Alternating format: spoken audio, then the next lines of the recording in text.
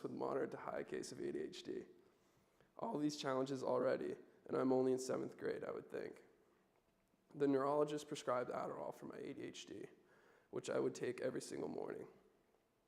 I took the medication for just over a year. My grades were all straight A's, and to everyone around me, nothing seemed wrong. But inside, I couldn't take it anymore. I hated everything about the medicine. It made me less creative, less sociable, less motivated, and most of the time gave me bad depression. I felt like who I was as a person was now being altered, just to be able to get good grades in school. I had to take a pill which destroyed what made me, just to get a high grade. Yeah, I wouldn't go out and blurt during a class when on the medication, but in some ways, I felt like that's who I was. I shouldn't have to take this medicine that made me a zombie just to get good grades and be a good student. Yet again, I was in my dad's office, this time crying and telling my parents how much I hated the medicine. They offered getting me off Adderall and taking another substance, but all I wanted to do was just be me. That's it. My parents backed me up, and we went and met with the neurologist and told them that the medicine was no longer needed because I wouldn't be taking it. The first couple of months were hard without the medicine, but I slowly learned to control these sudden impulses just by self-control, not with a substance. Even though I would have to study longer without the medicine, at the end of the day, I was better off without it. Going to sleep knowing I could be myself and succeed, that's all I wanted. I began high school at Whitensville. Academically, I was finishing with honors, which was a drastic change from middle school. Soccer went awesome for high school, missing playoffs just by one game. Spring club soccer came around and our Spartans team did okay, but it didn't seem challenging anymore. There were other teams that were beating us and it seemed like no one else cared.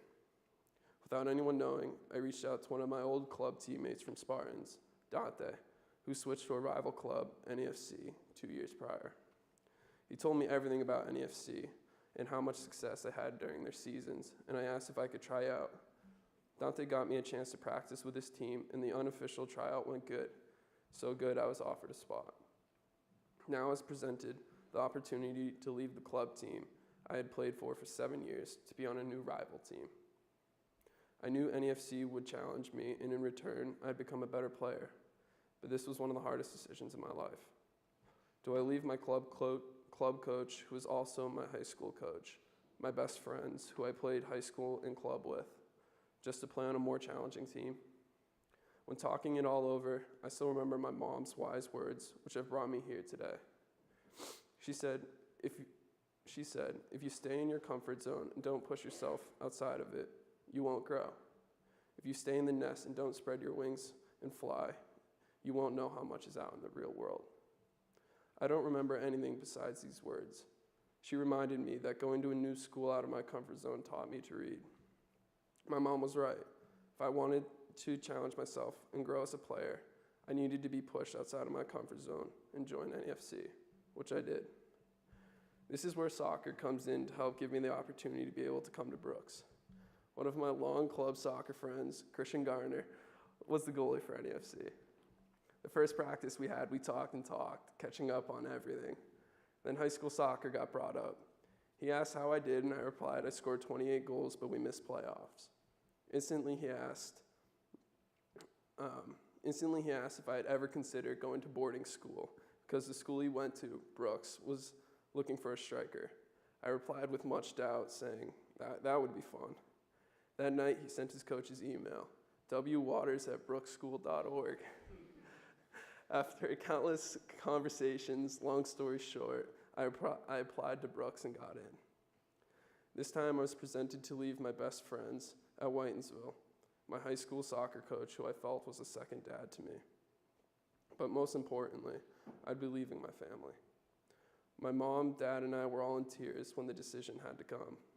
Should I give up my childhood, seeing my family every day, my friends, being home, everything, just to come to prep school? There was so much more on the line before when I switched soccer clubs.